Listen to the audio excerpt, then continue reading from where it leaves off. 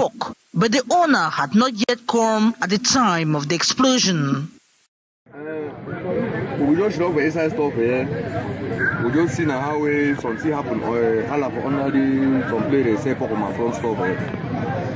Before one scene now way, they see who come now display for about 10 meters because they never did our front that place today so now it displays now the particles now come on inside this stuff of people there we won't know my way begin very small begin until you get to where you come out school come talk there. To the left side of the box is this lady who does manicure services, whom at press time was packing out after putting herself together again from the panic created by the loud noise.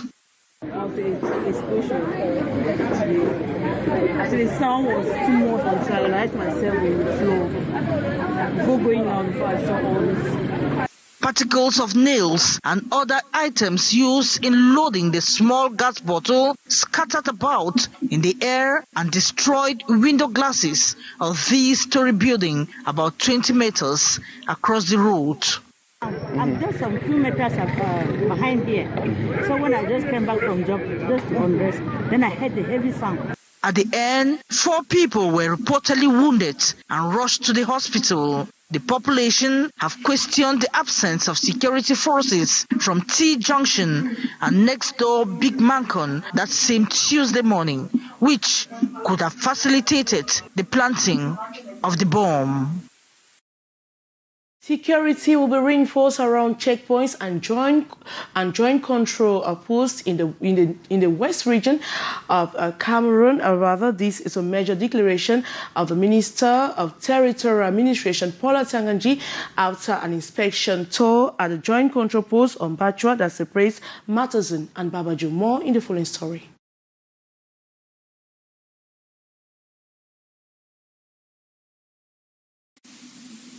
These joint control posts at Bachua in the west region separates Matazan in the northwest region from Babaju in the west region. The post has been the target of separatist fighters of recent. A week ago, attacks from alleged separatist fighters left at least 6 persons dead. They included 2 uniformed officers and 2 civilians.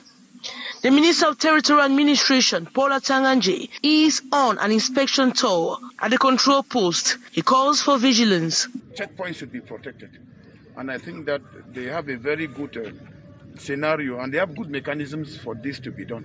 And this is why we want to reiterate that the population should work hand in hand because people coming from Pini to come and attack a checkpoint.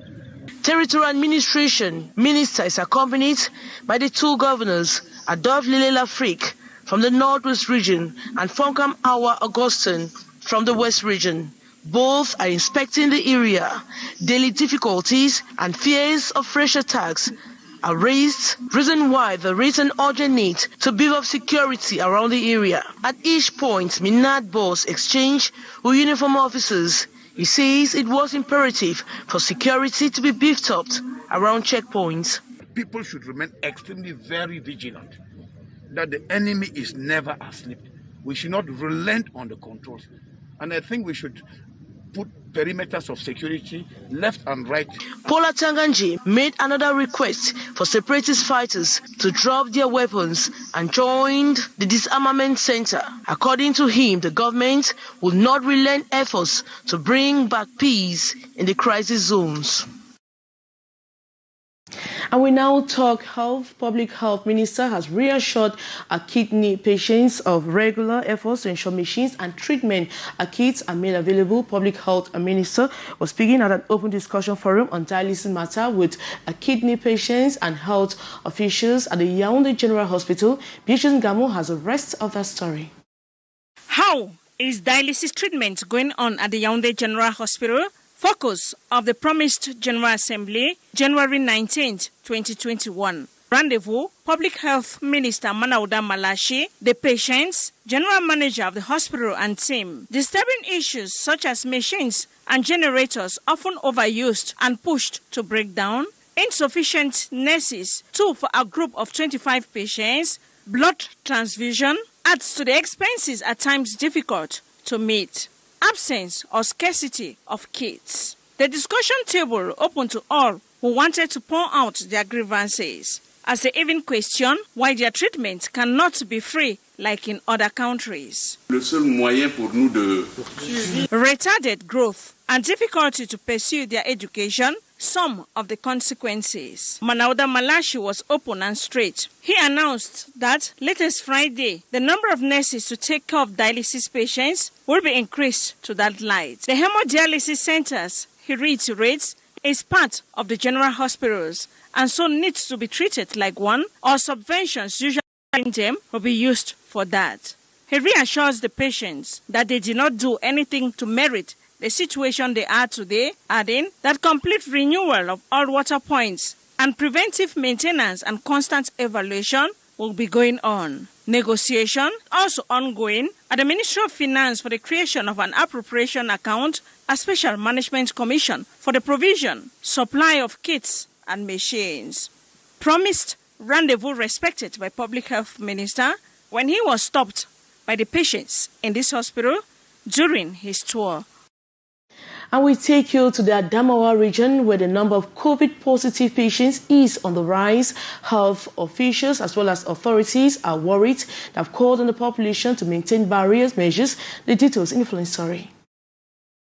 A hospital taken hostage by an aggrieved population, and a health worker confronted and molested by bereaved family members who want to adhere to tradition despite concerns that such practices further spread coronavirus. Their corpse is said to have been tested positive to COVID-19. She has been sick for a very long time, suffering from cardiac problems for 7 years.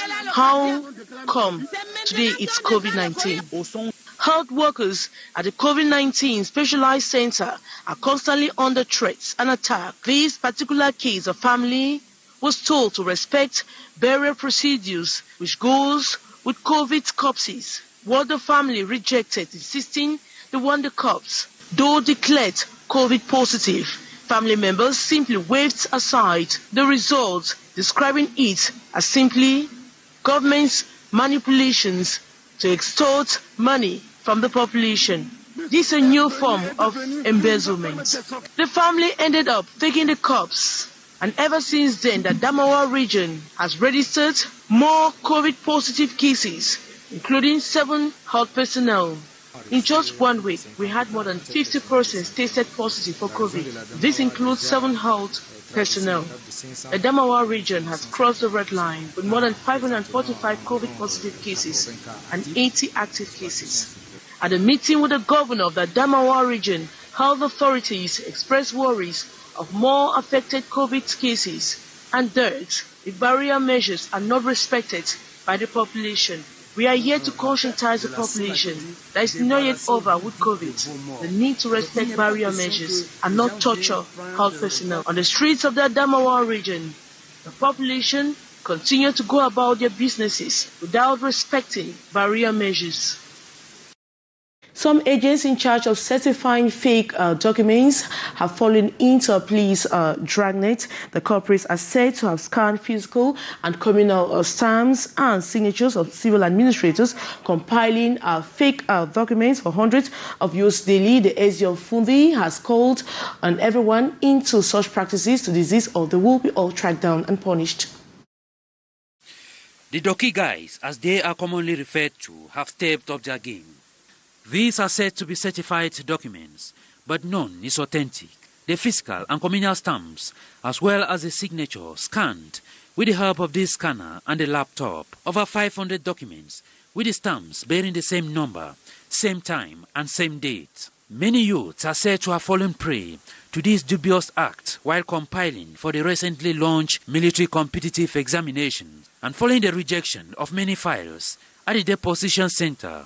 This opened the eyes of the senior divisional officer from Fungi and the divisional officer for Yaoundé 1, who instructed the Lonkak Brigade commander, Mboto Abosolo Claude, to track the fraudsters. The 3 fraudulent experts nabbed in full action in a cyber cafe.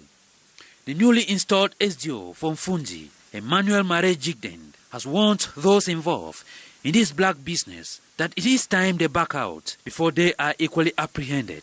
Those who has chosen to do that job, they should know that they will meet gendarme and policemen to their way. The public called upon to exercise extra vigilance and take the challenge of establishing their documents at the right place. If you leave your house, you should not be stopped on the way by somebody who will tell you that I can help you to sign your document. You have to sign your document maybe to the DO office or the SDO or the mayor. Faced with the disturbing situation, the divisional officer for Yaoundé 1, Haruna Nyanji, has plans on establishing badges for all his subordinates to guide the population, clearly distinguish workers of the DO's office from these defrauders. Parlons d'insécurité dans certaines régions. Le ministre Paul Atangandi, émissaire du chef de l'État sur les terres ensanglantées de Matazem dans les Bamboutos, ce territoire où les frappes des séparatistes avaient ôté la vie à 6 compatriotes. Le ministre demande aux parents de s'impliquer afin que les combattants reclus dans les forêts déposent des armes. Il n'est pas allé d'une voie morte en ce qui concerne le renforcement de la sécurité dans les zones en crise. Samuel Baha, Marius Ngassa pour les précisions. Les attaques répétées des séparatistes donnent du grain à moudre au ministre de l'administration territoriale qu'il en perd le sommeil. Sur le site ensanglanté de la barrière mixte de Matazem dans les Bamboutos, l'émissaire du chef de l'État, avec ce caractère ferme qui le distingue, donne des directives. Avec le périmètre de sécurité, on sécurise davantage ceux qui sont au poste. Parce qu'avec ce périmètre de sécurité, vous savez, ceux qui sont au poste au checkpoint, ils regardent les documents des voitures, regardent, et puis il y a même un dispositif de fouiller les camions. Un théâtre où le crépitement des balles a ravi la vie à ses compatriotes. Une récidive que le ministre inscrit au rang d'excessif. Donc j'en appelle aux populations, aux parents surtout. Je l'ai dit hier, je le dis aujourd'hui. L'armée a fait son travail, les autorités administratives ont fait leur travail. Le chef de l'État a donné tout ce qu'il pouvait donner dans les 2 régions. Donc maintenant, pour profiter de ça, nous devons demander à nos enfants de quitter la brousse. Parce que tant que les parents vont jouer cette complicité, vous avez un enfant qui est en brousse, il tue les gens, il vient donner l'argent, vous mangez. C'est l'argent de la malédiction. Donc il est important que les parents nous aident. Parce que maintenant, c'est un système de défense populaire où tout le monde se sent impliqué. La bataille engagée depuis plus de 4 ans tire vers sa fin, d'après Paul Atangandi. Les séparatistes n'ont plus qu'une issue. Que les ex-combattants ont la possibilité d'apprendre un métier. Et c'est ce qui est fondamental. Donc non seulement le chef de l'État leur a pardonné, mais ils ont la possibilité de faire une bonne reconversion et de devenir des citoyens responsables. Le gouvernement n'entend plus que la raison de transformer la crise anglophone en une fumée. L'armée pousse au dernier retranchement les poches de résistance qui perdurent. In its continuous fight against urban disorder and insecurity in Douala, the City Council has presented a 5-year plan as a part of efforts to professionalize the motorbike sector. Gladys Ambodibang was part of the ceremony. Her story. Out of 100 vehicles that ply the streets of Cameroon's economic city, Douala, 55 are taxis, 14 are private cars, and 31 are motorbikes. According to these statistics made public by the Douala City Council, there are about 70,000 bike riders in the town alone, but a majority of them do not meet the conditions to operate. Reason why the Douala City Council is bent on cleansing and professionalizing the sector.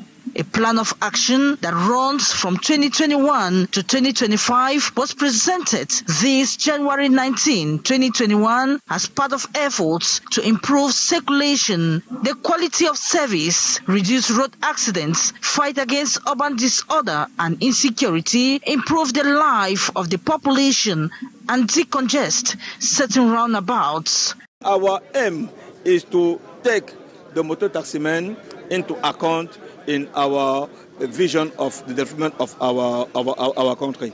So we think that by building some seats where motor taximen can rest and to be prevented from any calamities, we think that is the first thing.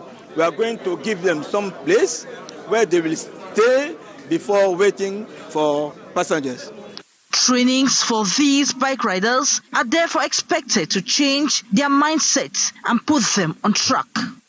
In the past, the City Council had distributed identification jackets to bike riders, trained hundreds of them, and ensured they obtained driver's licenses. Henceforth, bike riders will need a national identity card for Cameroonians and a resident permit for foreigners, and insurance, number plates, driver's license, an identification jacket, a transport permit, and a bike registration document in order to operate.